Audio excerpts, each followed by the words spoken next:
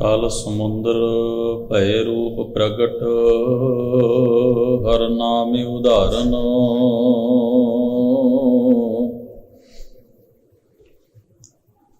बस हैं संत जिस हृदय, दुख दरिद्र निवारण।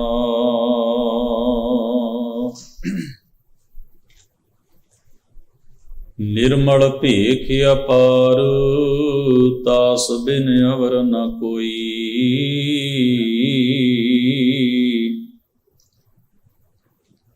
मानो बाच जिन जाण्यो, भयो तिह सम सर सोई।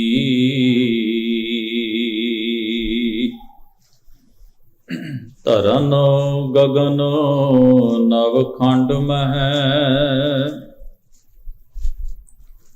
जोत स्वरूपी रह्यो पर।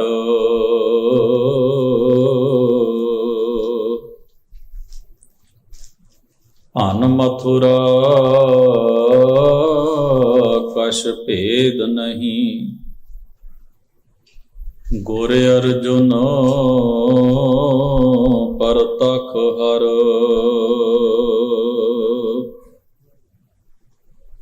तरन गगन नव खंड मह, जोत स्वरूपी रह्यो पर।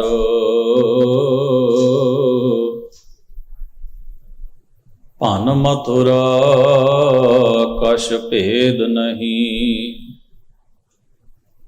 गुर अर्जुन परतख हर।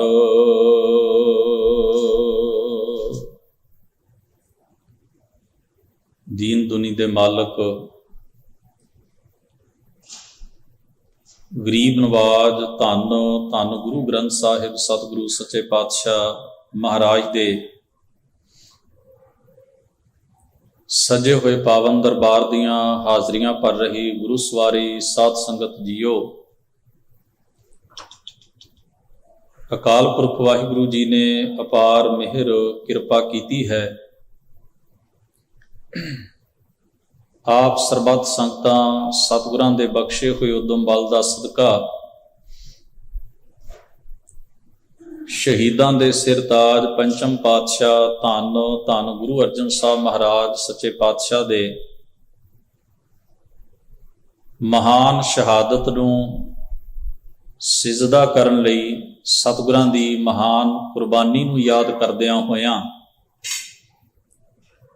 अज दे इन्हां विशेष गुरमत दीवाना विच सज बैठे हो। बड़े प्रेम सहित आप जी ने सतगुरु दी पावन बाणी दे पाठ उपरंत गुरु सवारियां पासों सतगुरां दी अमृतमई बाणी दे कीर्तन श्रवण कीते हन। आओ सब तो पहला सतगुरु दी बख्शी हुई मुबारक फतेह बुलंद आवाज विच सांझी करिए। आखो जी वाहिगुरु जी का खालसा, वाहिगुरु जी की फतेह। आप वडभागी हो जिन्हां ने रोजाना दी तरह आप सतगुरु दी पावन बाणी नूं पढ़ के अपनी निज दी सांझ गुरु साहब जी दे उपदेश नाल, सतगुरु दी बाणी नाल, महाराज दे पावन बोलां दे नाल बनाउण दा यतन कीता है। सतगुरु जी दी पावन बाणी दे विचों आपां ਅਤੇ ਗੁਰੂ ਅਰਜਨ ਸਾਹਿਬ ਜੀ ਦੇ ਮਹਾਨ ਜੀਵਨ ਤੇ ਉਹਨਾਂ ਦੀ ਮਹਾਨ ਕਰਨੀ ਨੂੰ ਆਪਾਂ ਕੁਝ ਕੁ ਮਿੰਟਾਂ ਦੇ ਵਿੱਚ ਗੁਰਮਤਿ ਵਿਚਾਰਾਂ ਦੇ ਰਾਹੀਂ ਸਾਂਝਿਆਂ ਕਰਨ ਦਾ ਯਤਨ ਕਰਾਂਗੇ। ਸਭ ਤੋਂ ਪਹਿਲਾਂ ਜੋ ਭਾਈ ਸਾਹਿਬ ਜੀ ਨੇ ਸਵਈਆ ਗਾਇਨ ਕੀਤਾ ਹੈ, ਭੱਟ ਸਾਹਿਬਾਨਾਂ ਦਾ ਉਚਾਰਨ ਕੀਤਾ ਹੋਇਆ, ਆਪਾਂ ਉਸ ਨੂੰ ਇੱਕ ਵਾਰ ਰਲ ਮਿਲ ਕੇ ਪੜ੍ਹਨ ਦਾ ਯਤਨ ਕਰਾਂਗੇ ਤਾਂ ਕਿ ਆਪਣੀ ਸਾਰਿਆਂ ਦੀ ਇਨਵੋਲਵਮੈਂਟ ਜਿਹੜੀ ਹੈ, ਸ਼ਮੂਲੀਅਤ ਜਿਹੜੀ ਹੈ, ਉਹ ਸਤਿਗੁਰੂ ਦੀ ਪਾਵਨ ਬਾਣੀ ਨੂੰ ਪੜ੍ਹਦਿਆਂ ਹੋਇਆਂ ਗੁਰਮਤਿ ਵਿਚਾਰਾਂ ਦੇ ਨਾਲ ਬਣ ਸਕੇ। ਆਪ ਜੀ ਨੇ ਜ਼ਰੂਰ ਬਿਨਾਂ ਕਿਸੇ ਝਿਜਕ ਤੋਂ, ਸੰਗ ਤੋਂ ਇਹਨਾਂ ਪੰਕਤੀਆਂ ਨੂੰ ਮਗਰ ਮਗਰ ਪੜ੍ਹਨ ਦਾ ਯਤਨ ਕਰਨਾ ਹੈ। ਸਤਿਗੁਰੂ ਗੁਰੂ ਅਰਜਨ ਸਾਹਿਬ ਜੀ ਦੀ ਵਡਿਆਈ ਵਿੱਚ, ਗੁਰੂ ਅਰਜਨ ਸਾਹਿਬ ਜੀ ਦੀ ਸ਼ਾਨ ਵਿੱਚ, ਅਦਬ ਵਿੱਚ ਭੱਟ ਸਾਹਿਬਾਨ ਨੇ ਬਹੁਤ ਉੱਚੇ ਬੋਲ ਆਖੇ ਹਨ। ਜਪਿਓ ਜਿਨ ਅਰਜੁਨ ਦੇਵ ਗੁਰੂ, ਫਿਰ ਸੰਕਟ ਜੋਨ ਗਰਭ ਨਾ ਆਇਓ। ਗੁਰੂ ਅਰਜਨ ਸਾਹਿਬ ਮਹਾਰਾਜ ਦੀ ਕਿੰਨੀ ਉੱਚੀ ਹਸਤੀ ਹੈ ਕਿ ਸਤਿਗੁਰੂ ਨੂੰ ਜਿਹੜੇ ਜੀਵ ਗੁਰੂ ਦਾ ਪੱਲਾ ਫੜ ਲੈਣ, ਗੁਰੂ ਅਰਜਨ ਸਾਹਿਬ ਜਿਨ੍ਹਾਂ ਦੇ ਮਾਰਗ ਦਰਸ਼ਕ ਹੋਣ, ਜਿਹੜੇ ਗੁਰੂ ਅਰਜਨ ਸਾਹਿਬ ਜੀ ਦੀ ਬਾਣੀ ਤੇ ਸਤਿਗੁਰਾਂ ਦੇ ਉਪਦੇਸ਼ ਤੋਂ, ਮਹਾਰਾਜ ਦੇ ਜੀਵਨ ਤੋਂ ਰੌਸ਼ਨੀ ਲੈਣ, ਚਾਨਣ ਲੈਣ, ਉਹ ਅੰਧਕਾਰਮਈ ਖੱਡਾਂ ਦੇ ਵਿੱਚ ਡਿੱਗ ਨਹੀਂ ਸਕਦੇ, ਬਸ਼ਰਤੇ ਕਿ ਕੋਈ ਸਤਿਗੁਰੂ ਦਾ ਪੱਲਾ ਫੜ ਲਵੇ ਨਿਸੰਗ ਹੋ ਕੇ। ਸੋ ਆਪ ਜੀ ਨੇ ਪੜ੍ਹਨ ਦਾ ਯਤਨ ਕਰਨਾ ਹੈ। ਜਪਿਓ ਜਿਨ ਅਰਜੁਨ ਦੇਵ ਗੁਰੂ, ਜਪਿਓ ਜਿਨ ਅਰਜੁਨ ਦੇਵ ਗੁਰੂ।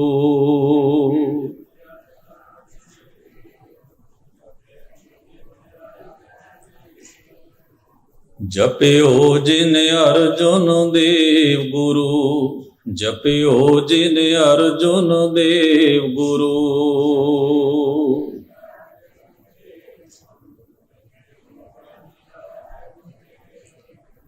ਫਿਰ ਸੰਕਟ ਜੋਨ ਗਰਭ ਨਾ ਆਇਓ, ਫਿਰ ਸੰਕਟ ਜੋਨ ਗਰਭ ਨਾ ਆਇਓ।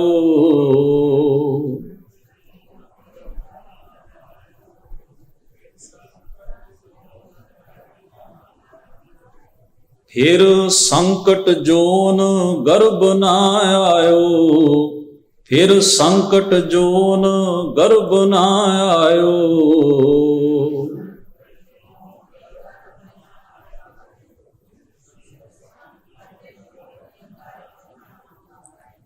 ਜਪਿਓ ਜਿਨ ਅਰਜੁਨ ਦੇਵ ਗੁਰੂ, ਜਪਿਓ ਜਿਨ ਅਰਜੁਨ ਦੇਵ ਗੁਰੂ।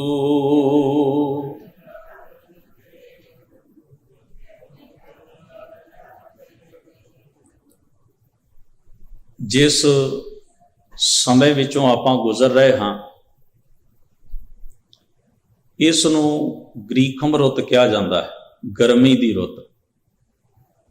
ਜਦੋਂ ਬਹੁਤ ਜ਼ਿਆਦਾ ਤਪਸ਼ ਜਿਸ ਖਿੱਤੇ ਵਿੱਚ ਗੁਰੂ ਨਾਨਕ ਸਾਹਿਬ ਮਹਾਰਾਜ ਦਾ ਆਗਮਨ ਹੋਇਆ, ਜਿਸ ਧਰਤੀ ਉੱਤੇ ਧੰਨ ਗੁਰੂ ਅਰਜਨ ਸਾਹਿਬ ਸੱਚੇ ਪਾਤਸ਼ਾਹ ਪ੍ਰਕਾਸ਼ਵਾਨ ਹੋਏ, ਧਰਤੀ ਦੇ ਜਿਸ ਖੰਡ, ਜਿਸ ਹਿੱਸੇ ਉੱਤੇ ਧੰਨ ਗੁਰੂ ਅਰਜਨ ਸਾਹਿਬ ਮਹਾਰਾਜ ਦੀ ਕਰਮ ਭੂਮੀ ਰਹੀ, ਧਰਤੀ ਦੇ ਜਿਸ ਹਿੱਸੇ ਉੱਤੇ ਮਹਾਰਾਜ ਗੁਰੂ ਅਰਜਨ ਸਾਹਿਬ ਸੱਚੇ ਪਾਤਸ਼ਾਹ ਦੀ ਸ਼ਹਾਦਤ ਹੋਈ, ਉੱਥੇ ਸਾਲ ਵਿੱਚ 6 ਰੁੱਤਾਂ ਦਾ ਵਰਣਨ ਕੀਤਾ ਜਾਂਦਾ। ਰੁੱਤ ਜਿਸ ਵਿੱਚੋਂ ਮੌਸਮ ਬਣਦੇ ਹਨ। ਸਾਲ ਵਿੱਚ 6 ਰੁੱਤਾਂ ਆਉਂਦੀਆਂ ਨੇ ਤੇ ਉਸ ਵਿੱਚ ਇੱਕ ਰੁੱਤ ਹੈ ਗ੍ਰੀਖਮ ਰੁੱਤ ਅਤ ਗਾਖੜੀ, ਜੇਠ ਅਖਾੜੈ ਘਾਮ ਜੀਓ।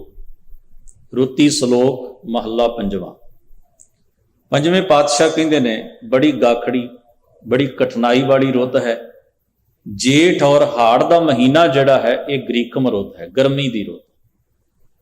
ਸਤਿਗੁਰੂ ਧੰਨ ਗੁਰੂ ਨਾਨਕ ਸਾਹਿਬ ਮਹਾਰਾਜ ਨੇ ਇੱਕ 12 ਮਾਹ ਉਚਾਰਨ ਕੀਤਾ ਹੈ ਤੁਖਾਰੀ ਰਾਗ ਵਿੱਚ। ਕਦੇ ਸਬੱਬ ਬਣੇ ਜ਼ਰੂਰ ਇਸ ਨੂੰ ਪੜ੍ਹਨ ਦਾ ਯਤਨ ਕਰਿਓ। ਸਤਿਗੁਰੂ ਮਹਾਰਾਜ ਨੇ ਜੋ ਇਸ ਵਿੱਚ ਕੁਦਰਤ ਦੀ, ਜਿਸ ਤਰ੍ਹਾਂ ਦੀ ਸਤਿਗੁਰੂ ਜੀ ਨੇ ਚਿੱਤਰ ਜੋ ਕੁਦਰਤ ਦਾ ਖਿੱਚਿਆ ਹੈ, ਜਿਸ ਤਰ੍ਹਾਂ ਉਹਨਾਂ ਕੁਦਰਤ ਨੂੰ ਐਕਸਪਲੇਨ ਕੀਤਾ ਹੈ, ਬਾਕਮਾਲ ਹੈ। ਜਦੋਂ ਹਾੜ ਦੇ ਮਹੀਨੇ ਪਰਥਾਏ ਸਤਿਗੁਰੂ ਲਿਖਦੇ ਨੇ ਤੇ ਮਹਾਰਾਜ ਉੱਥੇ ਫਰਮਾਉਂਦੇ ਹਨ, ਆਸਾੜ ਭਲਾ ਸੂਰਜ ਗਗਨ ਤਪੈ, ਧਰਤੀ ਦੂਖ ਸਹੈ, ਸੁਖ ਹੈ ਅਗਨ ਭਖੈ। 2 ਪੰਕਤੀਆਂ ਵਿੱਚ ਮਹਾਰਾਜ ਨੇ ਹਾਲਾਤ ਬਿਆਨ ਕਰ ਦਿੱਤੇ। ਆਸਾੜ ਭਲਾ, ਆਸਾੜ ਹਾੜ ਦੇ ਮਹੀਨੇ ਨੂੰ ਕਹਿੰਦੇ ਨੇ। ਆਸਾੜ ਭਲਾ ਸੂਰਜ ਗਗਨ ਤਪੈ, ਗਗਨ ਤੋਂ, ਆਕਾਸ਼ ਤੋਂ ਸੂਰਜ ਤਪਸ਼ ਸੁੱਟ ਰਿਹਾ ਧਰਤੀ ਦੇ ਉੱਤੇ, ਗਰਮੀ ਬੇਬਹਾ ਪੈ ਰਹੀ ਹੈ। ਧਰਤੀ ਦੁੱਖ ਸਹਿ, ਇੰਨੀ ਤਪਸ਼ ਵਰਦੀ ਹੈ ਵੀ ਧਰਤੀ ਜਿਹੜੀ ਹੈ ਉਹ ਵੀ ਮਾਨੋ ਤਕਲੀਫ ਵਿੱਚ ਹੈ, ਉਹਦੇ ਤੇ ਨੰਗਾ ਪੈਰ ਨਹੀਂ ਰੱਖਿਆ ਜਾਂਦਾ। ਸੜਦੀ ਹੈ ਜ਼ਮੀਨ, ਧਰਤੀ ਦੁਖ ਸਹੈ, ਅੱਗੇ ਸ਼ਬਦ ਵਰਤਿਆ ਸੁਖ ਹੈ, ਅਗਨ ਭਖੈ। ਧਰਤੀ ਮਾਨੋ ਧਰਤੀ ਵੀ ਅੱਗ ਉਗਲਦੀ ਹੈ, ਮਿੱਟੀ ਰੇਤ ਹਰ ਚੀਜ਼ ਜਿਹੜੀ ਹੈ, ਰੋਡ ਜਿਹੜੇ ਨੇ, ਹਰ ਚੀਜ਼ ਜਿਹੜੇ ਨੇ ਉਹ ਤਪੇ ਹੋਏ ਨੇ, ਮਾਨੋ ਜਿਵੇਂ ਅੱਗ ਦੇ ਅੰਗਿਆਰ ਵਿਛਾ ਦਿੱਤੇ ਹੋਣ। ਇੱਕ ਸ਼ਬਦ ਹਜ਼ੂਰ ਨੇ ਵਰਤਿਆ ਸੁਖ ਹੈ। ਸੁਖ ਦਾ ਮਤਲਬ ਹੁੰਦਾ ਵੀ ਰਸ ਖਿੱਚ ਲੈਣਾ। ਇੰਨੀ ਤਪਸ਼ ਅਸਮਾਨ ਤੋਂ ਵੱਧ ਰਹੀ ਹੈ, ਇੰਨੀ ਜ਼ਮੀਨ ਤਪ ਰਹੀ ਹੈ ਵੀ ਰੁੱਖਾਂ ਦਾ ਵੀ ਮਾਨੋ ਕਿਸੇ ਨੇ ਰਸ ਨਿਚੋੜ ਲਿਆ ਹੋਵੇ। ਜਿਹੜੇ ਸਰੋਵਰ ਨੇ, ਪਾਣੀ ਦੇ ਛੱਪੜ ਨੇ, ਉਹ ਸੁੱਕ ਗਏ। ਗਰਮੀ ਦਾ ਇਹ ਚਿਤਰਣ ਹਜ਼ੂਰ ਨੇ ਗੁਰੂ ਗ੍ਰੰਥ ਸਾਹਿਬ ਦੀ ਬਾਣੀ 'ਚ ਕੀਤਾ ਹੈ। ਹੁਣ ਤੁਸੀਂ ਵੇਖੋ, ਇਹ ਉਹ ਮਹੀਨਾ ਹੈ, 2 ਹਾੜ ਨੂੰ ਧੰਨ ਸਤਿਗੁਰੂ ਗੁਰੂ ਅਰਜਨ ਸਾਹਿਬ ਮਹਾਰਾਜ ਨੂੰ ਸ਼ਹੀਦ ਕੀਤਾ ਗਿਆ ਲਾਹੌਰ ਦੇ ਵਿੱਚ। ਇੰਨੀ ਭਲ ਪਾਈ ਗਰਮੀ ਦੇ ਵਿੱਚ, ਰੁੱਤ ਗਰਮੀ ਦੀ ਹੈ, ਮਹੀਨਾ ਗਰਮੀ ਦਾ ਹੈ, ਅੱਗ ਵਰ ਰਹੀ ਹੈ 4 ਚੁਫੇਰੇ ਤੋਂ, ਤੇ ਕ੍ਰੋਧ ਵਿੱਚ ਵੀ ਕੁਝ ਲੋਕ ਬੇਬਹਾ ਗਰਮ ਹੋਏ ਪਏ ਨੇ, ਤਪੇ ਹੋਏ ਪਏ ਨੇ, ਦੁਖੀ ਹੋਏ ਪਏ ਨੇ। ਉਹਨਾਂ ਦੇ ਵਿੱਚ ਜਹਾਂਗੀਰ ਤੋਂ ਲੈ ਕੇ ਚੰਦੂ ਤੱਕ ਸਾਰੇ ਹੀ ਲੋਕ ਆ ਜਾਂਦੇ। ਸਤਿਗੁਰੂ ਮਹਾਰਾਜ ਦੇ ਲਈ ਤਤੀ ਤਵੀ ਵੀ ਤਪਾਈ ਗਈ, ਮਹਾਰਾਜ ਦੇ ਸੀਸ ਵਿੱਚ ਗਰਮ ਰੇਤਾ ਵੀ ਪਾਇਆ ਗਿਆ, ਮਹਾਰਾਜ ਪਾਤਸ਼ਾਹ ਨੂੰ ਉਬਲਦੀ ਦੇਗ ਵਿੱਚ ਵੀ ਬਿਠਾਇਆ ਗਿਆ। ਕਿਤਨੀ ਤਪਸ਼ ਹੈ 4 ਚੁਫੇਰੇ। ਜਿਹੜੇ ਬੰਦੇ, ਜਿਹੜੇ ਇਨਸਾਨ ਗੁਰੂ ਅਰਜਨ ਸਾਹਿਬ ਮਹਾਰਾਜ ਨੂੰ ਗ੍ਰਿਫਤਾਰ ਕਰਕੇ ਲੈ ਗਏ, ਉਹਨਾਂ ਦੇ ਅੰਦਰ ਵੀ ਕ੍ਰੋਧ ਦੀ ਅੱਗ ਬਲ ਰਹੀ ਹੈ। ਉਹ ਵੀ ਗੁਰੂ ਅਰਜਨ ਸਾਹਿਬ ਨੂੰ ਬਰਦਾਸ਼ਤ ਨਹੀਂ ਕਰਦੇ। ਜਿਨ੍ਹਾਂ ਨੇ ਮਹਾਰਾਜ ਸੱਚੇ ਪਾਤਸ਼ਾਹ ਨੂੰ ਤਸੀਹੇ ਦੇਣ ਵਾਸਤੇ ਤੇ ਸ਼ਹੀਦ ਕਰਨ ਵਾਸਤੇ ਹੁਕਮ ਫਰਮਾਨ ਜਾਰੀ ਕੀਤਾ, ਤੇ ਜਿਨ੍ਹਾਂ ਨੇ ਉਹਨੂੰ ਅਮਲ ਵਿੱਚ ਲਿਆਉਣਾ ਹੈ, ਕਿੰਨਾ ਆਲੇ ਦੁਆਲੇ ਦਾ ਤੁਸੀਂ ਵੇਖੋ ਕਿਸ ਤਰ੍ਹਾਂ ਦਾ ਮਾਹੌਲ ਹੈ, ਕਿਸ ਤਰ੍ਹਾਂ ਦੀ ਸਿਚੁਏਸ਼ਨ ਹੈ, ਕਿਸ ਤਰ੍ਹਾਂ ਦਾ এনवायरमेंट ਹੈ ਆਲੇ ਦੁਆਲੇ ਦਾ। ਪਰ ਉਹਨਾਂ ਸਭਨਾਂ ਦੇ ਵਿੱਚ ਜੇ ਕੋਈ ਠੰਡਕ ਵਾਲਾ, ਜੇ ਕੋਈ ਸੀਤਲ ਮਨ ਵਾਲਾ ਹੈ, ਤੇ ਉਹ ਧੰਨ ਗੁਰੂ ਅਰਜਨ ਸਾਹਿਬ ਸੱਚੇ ਪਾਤਸ਼ਾਹ। ਹਜ਼ੂਰ ਦਾ ਇੱਕ ਵਾਕ ਚੇਤੇ ਰੱਖੀਏ, ਚੰਦਨ ਚਾਂਦਨਾ ਸਰਦ ਰੁੱਤ, ਮੂਲ ਨ ਮਿਟਈ ਕਾਮ। ਹਾੜ ਦਾ ਮਹੀਨਾ ਲੰਘੇਗਾ, ਸਾਉਣ ਦਾ ਮਹੀਨਾ ਆਏਗਾ, ਸਾਵਣ ਦਾ ਮਹੀਨਾ। ਸਾਵਣ ਸਰਸੀ ਕਾਮਣੀ, ਚਰਨ ਕਮਲ ਸਿਓ ਪਿਆਰ। ਫਿਰ ਆਪਾਂ ਪੜਾਂਗੇ ਸ਼ਬਦ, ਸਾਵਣ ਆਇਆ ਹੇ ਸਖੀ, ਜਲ ਹਰ ਬਰਸਨ ਹਾਰ। ਹਜ਼ੂਰ ਨੇ ਸਾਉਣ ਦੇ ਮਹੀਨੇ ਦਾ ਵੀ ਸੋਹਣਾ ਖੂਬਸੂਰਤ ਚਿੱਤਰ ਕੀਤਾ ਬਾਣੀ ਦੇ ਵਿੱਚ। ਮੀਂਹ ਪੈਣਗੇ, ਝੜੀਆਂ ਲੱਗ ਜਾਣਗੀਆਂ, ਬੱਦਲ ਆਉਣਗੇ, ਕਾਲੀਆਂ ਘਟਾਵਾਂ ਛਾਉਣਗੀਆਂ, ਜਿਹੜੇ ਸਰੋਵਰ ਖਾਲੀ ਹੋ ਗਏ ਸਨ ਭਰ ਜਾਣਗੇ, ਬਨਸਪਤੀ ਤੇ ਦੁਬਾਰਾ ਇੱਕ ਨਵਾਂ ਜੋਬਨ ਆ ਜਾਏਗਾ, ਹਰਿਆਲੀ ਫੈਲ ਜਾਏਗੀ, ਹਰ ਚੀਜ਼। ਇਸ ਭਲ ਪਾਈ ਕੜਕਦੀ ਹੋਈ ਗਰਮੀ ਤੋਂ ਨਿਜਾਤ ਮਿਲ ਜਾਏਗੀ। ਪਰ ਹਜ਼ੂਰ ਸੱਚੇ ਪਾਤਸ਼ਾਹ ਨੇ ਇੱਕ ਵਾਕ ਕਿਹਾ, ਕਹਿੰਦੇ ਰੁੱਤ ਬਦਲ ਜਾਂਦੀ, ਇੱਕ ਗਰਮੀ ਹੈ ਜਿਹੜੀ ਮਿਟਦੀ ਨਹੀਂ, ਇੱਕ ਤਪਸ਼ ਹੈ ਜਿਹੜੀ ਰੁੱਤ ਬਦਲਣ ਨਾਲ ਵੀ ਖਤਮ ਨਹੀਂ ਹੁੰਦੀ। ਉਹ ਗਰਮੀ, ਉਹ ਤਪਸ਼ ਸਾਡੇ ਅੰਦਰ ਹੈ। ਮੈਂ ਕੱਲ ਹਜ਼ੂਰ ਦਾ ਵਾਕ ਸਾਂਝਾ ਕੀਤਾ ਸੀ, ਅਸਾੜ ਤਪੰਦਾ ਤਿਸ ਲੱਗੈ, ਹਰ ਨਾਹ ਨਾ ਜਿਨ੍ਹਾਂ ਪਾਸ। ਕਿਸੇ ਦੇ ਲਈ ਤਤੀ ਤਵੀ ਉਹੀ ਤਪਾ ਸਕਦਾ ਜਿਹਦੇ ਅੰਦਰ ਅੱਗ ਮੱਚ ਰਹੀ ਹੈ ਕਿਸੇ ਨਾ ਕਿਸੇ ਕਿਸਮ ਦੀ। ਕਿਸੇ ਲਈ ਉਬਲਦੀ ਦੇਗ ਉਹੀ 100 ਡਿਗਰੀ ਤੇ ਉਬਾਲ ਸਕਦਾ ਜਿਹਦੇ ਅੰਦਰ ਆਪਣੇ ਅੱਗ ਲੱਗੀ ਹੋਈ ਹੈ। ਕੋਈ ਕ੍ਰੋਧ ਦੀ ਅੱਗ ਹੈ, ਕੋਈ ਈਰਖਾ ਦੀ ਅੱਗ ਹੈ, ਕੋਈ ਨਫ਼ਰਤ ਹੈ ਉਹਨੂੰ ਕਿਸੇ ਚੀਜ਼ ਨਾਲ, ਤੇ ਉਹ ਚਾਹੁੰਦਾ ਵੀ ਜਿਸ ਦੀ ਮੇਰੇ ਨਾਲ ਬਣਦੀ ਨਹੀਂ, ਜਾਂ ਜਿਹੜਾ ਮੇਰੇ ਕ੍ਰੋਧ ਜਾਂ ਹਉਮੈ ਨੂੰ ਚੈਲੰਜ ਕਰਦਾ, ਮੈਂ ਉਹਨੂੰ ਜੀਵਤ ਨਹੀਂ ਰਹਿਣ ਦਿਆਂ। ਕ੍ਰੋਧੀ ਬੰਦਾ ਹੀ ਇਹ ਕਰਦਾ ਹੈ। ਜਿਹਦੇ ਅੰਦਰ ਅੱਗ ਲੱਗੀ ਹੋਈ ਉਹ ਦੂਜੇ ਦੇ ਗਲ ਵਿੱਚ ਟਾਇਰ ਪਾ ਦਿੰਦਾ, ਉਹ ਪਿੰਡਾਂ ਨੂੰ ਅੱਗ ਲਾ ਦਿੰਦਾ, ਸ਼ਹਿਰਾਂ ਨੂੰ ਅੱਗ ਲਾ ਦਿੰਦਾ, ਤਬਾਹੀ ਸਿਰਜਾ। ਅੰਦਰੋਂ ਬੰਦਾ ਤਪਿਆ ਕੋਈ, ਤੇ ਤਾਂ ਹੀ ਬਾਹਰ ਇਹ ਸਾਰਾ ਕੁਝ ਹੋ ਰਿਹਾ ਹੈ। ਤੋ ਇਥੋਂ ਸਮਝ ਪੈਂਦੀ ਹੈ ਸਾਨੂੰ ਵੀ ਸਤਿਗੁਰੂ ਕਿਸੇ ਐਸੀ ਤਪਸ਼ ਦੀ ਵੀ ਗੱਲ ਕਰਦੇ ਨੇ ਜਿਹੜੀ ਹਾੜ ਦੇ ਮਹੀਨੇ ਦੀ ਮੁਤਾਜ ਨਹੀਂ, ਉਹ ਪੋਹ ਦੇ ਮਹੀਨੇ 'ਚ ਵੀ ਸਾਡੇ ਅੰਦਰ ਉਸੇ ਤਰ੍ਹਾਂ ਹੀ ਹੁੰਦੀ ਹੈ। ਉਹ ਮਾਘ ਦੀਆਂ ਠੰਡ ਦੀਆਂ ਰਾਤਾਂ ਤੇ ਦਿਨਾਂ ਦੇ ਵਿੱਚ ਵੀ, ਉਸ ਰੁੱਤ ਦੇ ਵਿੱਚ ਵੀ ਜਿਹਨੂੰ ਸਤਿਗੁਰੂ ਗੁਰੂ ਗ੍ਰੰਥ ਸਾਹਿਬ ਮਹਾਰਾਜ ਦੀ ਪਾਵਨ ਬਾਣੀ ਨੇ, ਜਿਸ ਨੂੰ ਬਰਫੀਲੀ ਰੁੱਤ ਆਖਿਆ, ਜਦੋਂ ਕੋਰਾ ਪੈਂਦਾ, ਜਦੋਂ ਬਿਲਕੁਲ ਠੰਡ ਹੁੰਦੀ, ਹੱਥ ਪੈਰ ਠੰਡ ਨਾਲ ਸੁੰਨ ਹੁੰਦੇ ਨੇ, ਤਦੋਂ ਵੀ ਇੱਕ ਤਪਸ਼ ਹੈ ਜਿਹੜੀ ਸਾਡੇ ਅੰਦਰ ਸਦਾ ਹੀ ਰਹਿੰਦੀ ਹੈ। ਉਹ ਹੈ ਕ੍ਰੋਧ, ਉਹ ਹੈ ਈਰਖਾ, ਉਹ ਹੈ ਨਫ਼ਰਤ, ਉਹ ਹੈ ਜਲਨ। ਇਹ ਹੁਣ ਹਰ ਮਨੁੱਖ ਨੇ ਆਪਣਾ ਆਪਣਾ ਹਿਰਦਾ ਵੇਖਣਾ, ਪਰ ਹੈ ਸਾਡੇ ਸਾਰਿਆਂ ਵਿੱਚ। ਮਨੁੱਖ ਅੰਦਰ ਇਹ ਹੈ ਤੇ ਮਨੁੱਖ ਦੁਖੀ ਹੈ ਨਾ, ਨਹੀਂ ਤੇ ਦੁੱਖ ਦਾ ਕਾਰਨ ਕੀ ਹੋ ਸਕਦਾ, ਪਰੇਸ਼ਾਨੀ ਦਾ ਕਾਰਨ ਕੀ ਹੋ ਸਕਦਾ। ਹਜ਼ੂਰ ਆਖਦੇ ਨੇ ਜਿੰਨਾ ਚਿਰ ਇਹ ਅੰਦਰੋਂ ਨਹੀਂ ਨਾ ਮਿਟੇਗੀ ਤੁਸੀਂ ਟਿਕਾ 'ਚ ਨਹੀਂ ਆ ਸਕਦੇ। ਮੈਂ ਕਈ ਵਾਰ ਸੋਚਦਾ, ਆਪਾਂ ਨੂੰ ਕੋਈ ਪਲੇਟ ਵਿੱਚ ਬੜਾ ਸਵਾਦਲਾ ਪਕਵਾਨ ਪਾ ਕੇ ਨੰਗੇ ਪੈਰੀਂ ਫਰਸ਼ ਦੇ ਉੱਤੇ ਗਰਮੀ 'ਚ ਖਿਲਾਰਦਾ, ਆਖੇ ਇੱਥੇ ਖਲੋ ਕੇ ਖਾ ਲਓ, ਤੁਹਾਨੂੰ ਉਹਦਾ ਟੇਸਟ ਨਹੀਂ ਆਉਣਾ ਜਿੰਨੀ ਤਕਲੀਫ ਤੁਹਾਨੂੰ ਥੱਲਿਓਂ ਪੈਰਾਂ ਨੂੰ ਹੋਣੀ ਹੈ। ਉਹ ਜਿਹੜਾ ਤਪਿਆ ਹੋਇਆ ਫਰਸ਼ ਹੈ, ਜਿੰਨੀ ਤਕਲੀਫ ਉਹਨੇ ਦੇਣੀ ਹੈ ਨਾ। ਬੰਦਾ ਕਈ ਵਾਰ ਰਾਖੀ ਦਿੰਦਾ ਵੀ ਛੱਡੋ ਪਰਾਂ, ਇੰਨੀ ਤਕਲੀਫ ਸਹਿਣ ਨਾਲੋਂ ਤਾਂ ਭੁੱਖੇ ਰਹਿਣਾ ਕਿਤੇ ਜ਼ਿਆਦਾ ਚੰਗਾ। ਬਸ ਸੇਮ ਇਹ ਹਾਲਤ ਹੈ ਸਾਡੀ। ਚੰਗਾ ਖਾਂਦਿਆਂ ਹੋਇਆਂ, ਚੰਗਾ ਪਹਿਨਦਿਆਂ ਹੋਇਆਂ, ਚੰਗੀਆਂ ਥਾਵਾਂ ਤੇ ਰਹਿੰਦਿਆਂ ਹੋਇਆਂ ਵੀ ਜੇ ਬੇਚੈਨੀ ਹੈ ਤੇ ਜ਼ਰੂਰ ਸਮਝਣਾ ਚਾਹੀਦਾ ਹੈ ਵੀ ਮੈਂ ਕਿਤੇ ਨਾ ਕਿਤੇ ਬੜੀ ਕ੍ਰਿਟੀਕਲ ਸਿਚੁਏਸ਼ਨ ਵਿੱਚੋਂ ਲੰਘ ਰਿਹਾ। ਕਮਾਲ ਹੈ, ਕੋਈ ਚੀਜ਼ ਵੀ ਮੈਨੂੰ ਸਕੂਨ ਨਹੀਂ ਦੇ ਪਾ ਰਹੀ, ਕੋਈ ਚੀਜ਼ ਵੀ ਮੇਰੇ ਅੰਦਰ ਨੂੰ ਠੰਡ ਨਹੀਂ ਵਰਤਾ ਰਹੀ, ਕੋਈ ਚੀਜ਼ ਵੀ ਮੇਰੇ ਅੰਦਰ ਦੀ ਤਪਸ਼ ਨੂੰ ਖਤਮ ਨਹੀਂ ਕਰ ਪਾ ਰਹੀ, ਤੇ ਬੰਦੇ ਨੂੰ ਇਹਦਾ ਇਲਾਜ ਜ਼ਰੂਰ ਕਰਨਾ ਚਾਹੀਦਾ। ਤੋ ਹਜ਼ੂਰ ਨੇ ਕੀ ਕਿਹਾ, ਚੰਦਨ ਚੰਦ ਨਾ ਸਰਦ ਰੁੱਤ, ਮੂਲ ਨਾ ਮਿਟਈ ਘਾਮ। ਘਾਮ ਦਾ ਮਤਲਬ ਹੁੰਦਾ ਗਰਮੀ, ਤਪਸ਼। ਸੀਤਲ ਥੀਵੈ ਨਾਨਕਾ ਜਪੰਦੜੋ ਹਰ ਨਾਮ। ਦੂਜਾ ਬਚਨ ਸਾਂਝਾ ਕਰਾਂ, ਧੰਨ ਗੁਰੂ ਅਰਜਨ ਸਾਹਿਬ ਸੱਚੇ ਪਾਤਸ਼ਾਹ ਇਹ ਸਾਰੇ ਦੁਖੜੇ ਬੜੇ ਸਹਿਜ ਵਿੱਚ ਸਹਿ ਗਏ। ਉਹਨਾਂ ਨੇ ਸਭ ਕੁਝ ਸਹਿਣ ਕੀਤਾ ਆਪਣੇ ਤਨ ਦੇ ਉੱਤੇ। ਤੇ ਹਜ਼ੂਰ ਮਹਾਰਾਜ ਦੇ ਅੰਦਰ ਬਰਦਾਸ਼ਤ ਦਾ ਇਹ ਮਾਦਾ ਇੱਕ ਦਿਨ ਚ ਪੈਦਾ ਨਹੀਂ ਸੀ ਹੋ ਗਿਆ, ਇਹਦੇ ਤੇ ਕਮਾਈ ਸਾਰਾ ਜੀਵਨ ਲਾਇਆ ਹਜ਼ੂਰ ਨੇ, ਇੱਕ ਇੱਕ ਪਲ ਲਾਇਆ।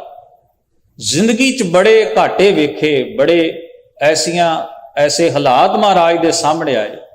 ਜਦੋਂ ਗੁਰੂ ਅਰਜਨ ਸਾਹਿਬ ਦੇ ਜੀਵਨ ਵੱਲ ਝਾਤ ਮਾਰੋਗੇ ਨਾ, ਵੈਸੇ ਮੈਂ ਬੇਨਤੀ ਜ਼ਰੂਰ ਕਰਾਂ, ਆਪ ਵਡਭਾਗੀ ਹੋ, ਗੁਰਪੁਰਬ ਉਤੇ ਸਤਿਗੁਰੂ ਮਹਾਰਾਜ ਦਾ ਸ਼ਹੀਦੀ ਦਿਵਸ ਮਨਾਉਂਦੇ ਆਪ ਗੁਰੂ ਦਰਬਾਰ ਵਿੱਚ ਸੱਜ ਬੈਠੇ ਹੋ, ਤੇ ਜ਼ਰੂਰ ਯਤਨ ਕਰਿਆ ਕਰੋ ਕੋਈ ਵੀ ਗੁਰਪੁਰਬ ਹੋਵੇ ਉਸ ਦਿਨ ਜ਼ਰੂਰ ਗੁਰਦੁਆਰਾ ਸਾਹਿਬ ਵਿਖੇ ਹਾਜ਼ਰੀ, ਕਿਉਂਕਿ ਦੀਵਾਨ ਵੀ ਤਾਂ ਤੁਹਾਡਾ ਕਰਕੇ ਲੱਗਣਾ ਹੈ ਨਾ। ਜੇ ਤੁਸੀਂ ਆਖੋ ਨਾ ਵੀ ਦੀਵਾਨ ਹੋਵੇ ਤੇ ਅਸੀਂ ਜਾਏ, ਤੁਸੀਂ ਆਓਗੇ ਤੇ ਦੀਵਾਨ ਲੱਗਣੇ। ਦੀਵਾਨ ਹੀ ਹੈ ਜਦੋਂ ਸੰਗਤ ਜੁੜ ਜਾਏ, ਗੁਰੂ ਦੀ ਗੱਲ ਸ਼ੁਰੂ ਹੋ ਜਾਏ। ਤੋ ਅਸੀਂ ਇੱਕ ਦੂਜੇ ਦੀ ਵੇਟ ਕਰਦੇ ਰਹਿੰਦੇ ਹਾਂ, ਅਸੀਂ ਤੁਹਾਡੀ ਤੁਸੀਂ ਸਾਡੀ, ਇਹਦੇ ਵਿੱਚ ਹੀ ਲੰਘ ਜਾਂਦਾ ਸਾਰਾ ਕੁਝ। ਤੇ ਆਪਾਂ ਸਾਰੇ ਆਪਣਾ ਫਰਜ਼ ਸਮਝਿਆ ਕਰੀਏ। ਇਹ ਗੁਰੂ ਸਾਹਿਬ ਜੀ ਦੇ ਜਿਹੜੇ ਦਿਹਾੜੇ ਨੇ, ਏਡੀਆਂ ਵੱਡੀਆਂ ਪਰਉਪਕਾਰੀ ਸ਼ਹਾਦਤਾਂ ਮਹਾਰਾਜ ਦੀਆਂ ਸਾਨੂੰ ਯਾਦ ਕਰਨੀਆਂ ਚਾਹੀਦੀਆਂ ਨੇ। ਸਾਹਿਬਜ਼ਾਦਿਆਂ ਦਾ ਸ਼ਹੀਦੀ ਦਿਨ ਆਉਂਦਾ, ਉਦੋਂ ਵੀ ਇਸੇ ਤਰ੍ਹਾਂ ਹੀ ਜੁੜ ਮਿਲ ਬੈਠਿਆ ਕਰੋ, ਬੱਚਿਆਂ ਨੂੰ ਨਾਲ ਲੈ ਕੇ ਆਇਆ ਕਰੋ। ਖੈਰ, ਮੈਂ ਬੇਨਤੀ ਕਰ ਰਿਹਾ ਸਾਂ, ਗਰੀਬ ਨਵਾਜ ਸਤਿਗੁਰੂ ਨੇ, ਧੰਨ ਗੁਰੂ ਅਰਜਨ ਸਾਹਿਬ ਜੀ ਦੇ ਤੁਸੀਂ ਜ਼ਰਾ ਇੱਕ ਜੀਵਨ ਸਫਰ ਵੱਲ ਝਾਤ ਮਾਰੋ। ਉਹਨਾਂ ਦਾ ਬਚਪਨ ਆਪਣੇ ਨਾਨਾ ਸਤਿਗੁਰੂ ਧੰਨ ਗੁਰੂ ਅਮਰਦਾਸ ਮਹਾਰਾਜ ਦੀ ਗੋਦ ਵਿੱਚ ਬਤੀਤ ਹੋਇਆ। ਗੁਰਮਤ ਦੀ ਗੁੜਤੀ, ਮੁਹੱਬਤ, ਪ੍ਰੇਮ ਸਤਿਗੁਰੂ ਧੰਨ ਗੁਰੂ ਅਮਰਦਾਸ ਮਹਾਰਾਜ ਦੇ ਕੋਲੋਂ ਪ੍ਰਾਪਤ ਹੋਈ। ਇਹ ਉਹਨਾਂ ਦਾ ਬਚਪਨ ਸੀ, ਜਿੱਥੇ ਮਾਤਾ ਭਾਨੀ ਜੀ ਦੀ ਰਹਿਨੁਮਾਈ ਮਿਲੀ, ਪਿਆਰ ਮਿਲਿਆ, ਆਦਰ ਮਿਲਿਆ। ਪਿਤਾ ਸਤਿਗੁਰੂ ਗੁਰੂ ਰਾਮਦਾਸ ਮਹਾਰਾਜ ਸੱਚੇ ਪਾਤਸ਼ਾਹ ਜੀ ਦਾ ਮਿਹਰ ਭਰਿਆ ਹੱਥ ਸਿਰ ਤੇ ਰਿਹਾ। ਨਾਨਾ ਸਤਿਗੁਰੂ ਧੰਨ ਗੁਰੂ ਅਮਰਦਾਸ ਮਹਾਰਾਜ ਦੀ ਗੋਦ ਮਿਲੀ ਖੇਡਣ ਵਾਸਤੇ। ਕੈਸੇ ਵੱਡੇ ਵੱਡੇ ਗੁਰਸਿੱਖ ਮਹਾਰਾਜ ਦੇ, ਧੰਨ ਗੁਰੂ ਅਮਰਦਾਸ ਸਤਿਗੁਰੂ ਗੁਰੂ ਰਾਮਦਾਸ ਸਾਹਿਬ ਜੀ ਦੇ ਹਜ਼ੂਰੀ ਦੇ ਸਿੱਖ, ਜਿਨ੍ਹਾਂ ਦਾ ਨਾਂ ਆਪਾਂ ਬੜੇ ਮਾਣ ਫਕਰ ਨਾਲ ਲੈਂਦੇ, ਬਾਬਾ ਬੁੱਢਾ ਸ਼ਹੀਦ ਸਾਹਿਬ ਵਰਗੇ। ਉਹਨਾਂ ਸਭਨਾਂ ਦੀ ਸੋਹਬਤ, ਪ੍ਰੇਮ, ਸੰਗਤ, ਉਹਨਾਂ ਕੋਲੋਂ ਬਹੁਤ ਕੁਝ ਗ੍ਰਹਿਣ ਕੀਤਾ ਧੰਨ ਗੁਰੂ ਅਰਜਨ ਸਾਹਿਬ ਸੱਚੇ ਪਾਤਸ਼ਾਹ। ਜਦੋਂ ਗੁਰਤਾ ਗੱਦੀ ਤੇ ਸੁਭਾਈਮਾਨ ਹੋਏ ਧੰਨ ਗੁਰੂ ਅਰਜਨ ਸਾਹਿਬ ਮਹਾਰਾਜ, ਉਸ ਤੋਂ ਪਹਿਲਾਂ ਹੀ ਉਹਨਾਂ ਦੇ ਜੀਵਨ ਸਫਰ ਵਿੱਚ ਪਰਚੇ ਪੈਣੇ ਸ਼ੁਰੂ ਹੋ ਗਏ ਸਨ। ਰੋਜ਼ ਹੀ ਪਰਚੇ ਪੈਂਦੇ ਸਨ। ਕਦੇ ਉਹਨਾਂ ਦੇ ਭਰਾ ਵੱਲੋਂ ਉਹਨਾਂ ਨੂੰ ਥੋੜਾ ਜਿਹਾ ਕੋਰਾ ਵਿਹਾਰ ਵੇਖਣ ਨੂੰ ਮਿਲਦਾ ਸੀ। ਬਾਬਾ ਪਿਰਤੀ ਚੰਦ ਥੋੜੇ ਕੋਰੇ ਸੁਭਾਅ ਦੇ ਸਨ। ਮੈਂ ਬਹੁਤੇ ਦੋਸ਼ ਤਾਂ ਨਹੀਂ ਦਿਆਂਗਾ, ਕਿਉਂਕਿ ਇੰਨੇ ਗੁਣੀ ਤੇ ਅਸੀਂ ਵੀ ਸਾਰੇ ਨਹੀਂ ਹਾਂ, ਪਰ ਮੈਂ ਇਹਨੂੰ ਇੰਨਾ ਕੁ ਸਮਝਦਾ, ਕਿਉਂਕਿ ਅਸੀਂ ਜਦੋਂ ਕਿਸੇ ਨੂੰ ਬੁਰਾ ਬਣਾਉਣ ਲੱਗਦੇ ਨਾ ਤਾਂ ਇਹਨੂੰ ਐਨ ਬੁਰੇ ਦੇ ਘਰ ਤੱਕ ਲੈ ਕੇ ਜਾਂਦੇ। ਜਿਹਨੂੰ ਨਹੀਂ ਕੱਖ ਪਤਾ ਇਤਿਹਾਸ ਦੇ ਇੱਕ ਪੰਨੇ ਦਾ ਵੀ, ਉਹ ਵੀ ਬਾਬਾ ਪਿਰਤੀ ਚੰਦ ਨੂੰ ਵਿਲਨ ਬਣਾਉਣ ਤੋਂ ਬਿਨਾਂ ਉਰੇ ਪਰੇ ਖਲੋਂਦਾ ਹੀ ਨਹੀਂ। ਕਮੀਆਂ ਹਨ ਮਨੁੱਖ ਦੇ ਜੀਵਨ 'ਚ, ਬੜੀਆਂ ਵੱਡੀਆਂ ਕਮੀਆਂ। ਵਡਿਆਈ ਦੀ ਭੁੱਖ ਹੈ। ਕੰਨਾਂ ਦੇ ਕੱਚੇ ਹੋਣਾ ਬੜਾ ਵੱਡਾ ਰੋਗ ਹੁੰਦਾ ਹੈ ਜੀਵਨ 'ਚ। ਤੁਸੀਂ ਕਿਸੇ ਗੱਲ ਨੂੰ ਪਰਖੋ ਨਾ ਤੇ ਸੁਣ ਕੇ ਹੀ ਮਗਰ ਲਾਈ ਲੱਗ ਹੋ ਜਾਓ। ਬਾਬਾ ਪਿਰਥੀ ਚੰਦ ਜੀ ਨੂੰ ਮੈਂ ਜਿੰਨਾ ਕੁ ਪੜ੍ਹ ਸਕਿਆ, ਮੈਂ ਨਹੀਂ ਕਹਿੰਦਾ ਮੈਂ ਬਹੁਤਾ ਪੜ੍ਹਿਆ, ਪਰ ਬਾਬਾ ਪਿਰਥੀ ਚੰਦ ਜੀ ਦੇ ਜੀਵਨ 'ਚ ਦੋ ਔਗਣ ਬੜੇ ਵੱਡੇ ਸਨ, ਲਾਈ ਲੱਗ ਬੜੇ ਸਨ, ਤੇ ਪ੍ਰਭੁਤਾ ਦੀ ਭੁੱਖ ਅੰਦਰ ਜਿਹੜੀ ਹੈ ਨਾ ਇੱਕ ਬਣੀ ਰਹੀ।